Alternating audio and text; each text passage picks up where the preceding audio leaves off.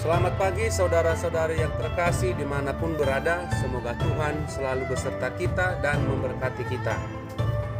Renungan kita pada hari ini, hari Sabtu 10 November 2024, diambil dari Injil Markus bab 8 ayat 1 sampai 10. Dan sebelum masuk kita kepada homili sabda atau renungan pada hari Sabtu ini, marilah kita mengucapkan selamat Imlek kepada saudara-saudari kita yang merayakannya. Gong Xi Fa Choi, Xinian Huai Le. Mujizat itu perlu, tetapi pertobatan jauh lebih penting. Sekali peristiwa Yesus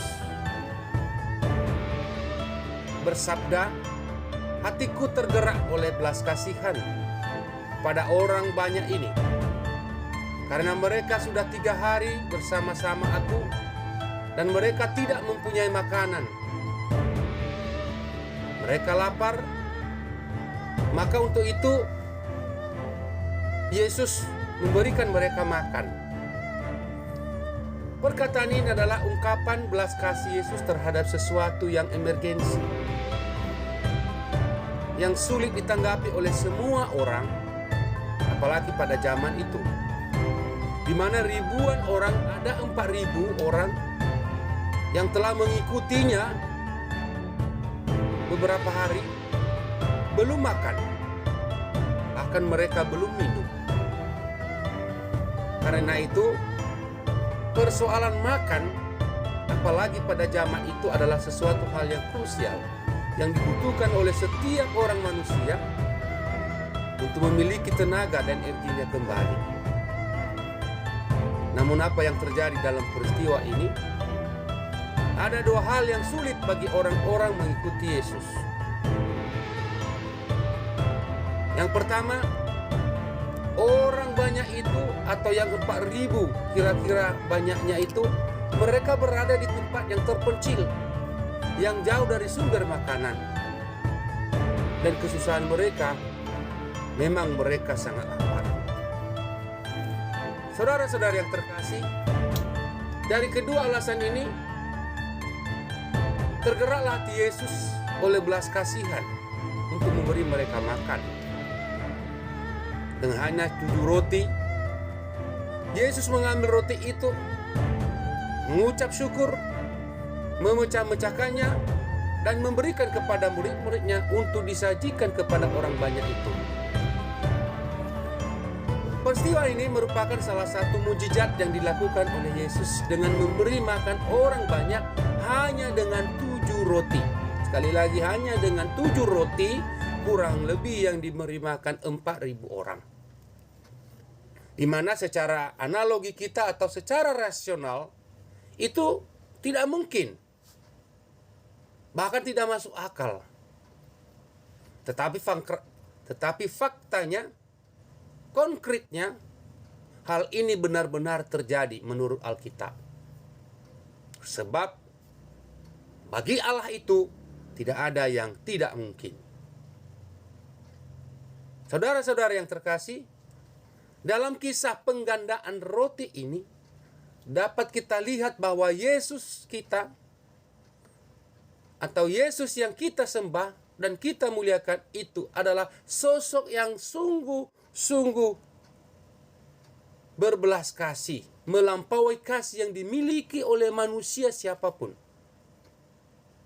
Ia mengerti keadaan kita di saat yang tepat, dan di waktu yang pas, ia memberikan pertolongan sesuai dengan kehendaknya. Yesus dalam setiap pertemuannya tentu tidak hanya didatangi, didengarkan oleh hanya segelintir orang, tetapi selalu banyak orang mengurumuni dia. Ia mengajar mereka tentang kerajaan Allah. Ia menyembuhkan orang sakit dari berbagai penyakit. Bahkan ia melakukan mujizat-mujizat yang sesungguhnya itu adalah hanya bisa dilakukan oleh Tuhan Allah. Kita bertanya, apa tujuannya? Tujuan Yesus Kristus melakukan semuanya itu supaya orang menyadari bahwa Dia adalah Mesias yang telah datang ke dunia memberitakan keselamatan, pertobatan kepada semua manusia. Dan mujizat yang dia lakukan itu sebenarnya hanya cara Yesus membuka mata hati iman mereka dan juga iman kita sampai saat ini supaya lebih dalam mengenal bahwa Yesus Kristus adalah Tuhan. Dia Tuhan yang memperoleh, yang memiliki segala kuasa. Bukan hanya kuasa menyembuhkan, bukan hanya kuasa menggandakan berbagai makanan, bukan hanya kuasa untuk menolong orang, tetapi kuasa membangkitkan orang mati pun dia miliki. Itulah Yesus Kristus yang kita imani sampai saat ini. Yesus Kristus adalah firman Allah yang menjadi manusia. Dan firman itu bersama-sama dengan Allah. Maka oleh sebab itu sesungguhnya Yesus Kristus itu adalah sungguh Allah, sungguh manusia. Dan Yesus Kristus karena ia adalah firman Allah yang menjadi manusia, dan Allah dan firman itu bersama-sama dengan Allah, maka Yesus Kristus adalah Allah yang esa.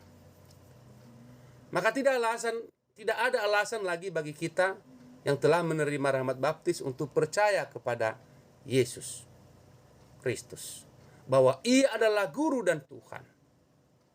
Orang-orang pada zaman Yesus sama dengan orang-orang pada zaman sekarang, lebih tertarik pada mujizat daripada inti daripada maksud Yesus yang sesungguhnya. Kita lebih menginginkan sesuatu yang instan, padahal kita nggak menyadari apa tujuan firman Allah menjadi manusia bagi kita sampai saat ini. Manusia Yesus adalah untuk mencari orang-orang bertobat supaya berdosa supaya bertobat. Itu salah satu tujuan Allah menjadi manusia. Supaya manusia yang sudah berdosa atau manusia yang berdosa bertobat. Sebab bertobat itu adalah kembali ke jalan kebenaran, kembali kepada hidup yang benar, seperti yang pernah ditawarkan oleh Yesus. Akulah jalan kebenaran dan hidup. Tidak ada seorang pun sampai kepada Bapa kalau tidak melalui aku. Itulah tujuan kedatangan Yesus yang sesungguhnya. Tetapi apa yang terjadi? Orang-orang pada perjalanan zaman dan sampai hari ini lebih menyukai yang instan daripada proses itu sendiri.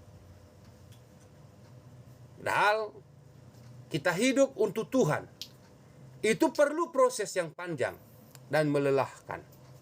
Namun, sekalipun melelahkan, sekalipun membuat kita letih lesu, bahkan berbeban berat, jika kita datang kepadanya, maka akhirnya menjadi sukacita. Bahkan kita kelak bukan hanya berbahagia di dunia ini, kita akan memperoleh kehidupan yang kekal. Terpujilah nama Kristus. Sekali lagi, Kong Si Fa Cai, Xinian Kuai Le. Dalam nama Bapa dan Putra dan Roh Kudus. Amin.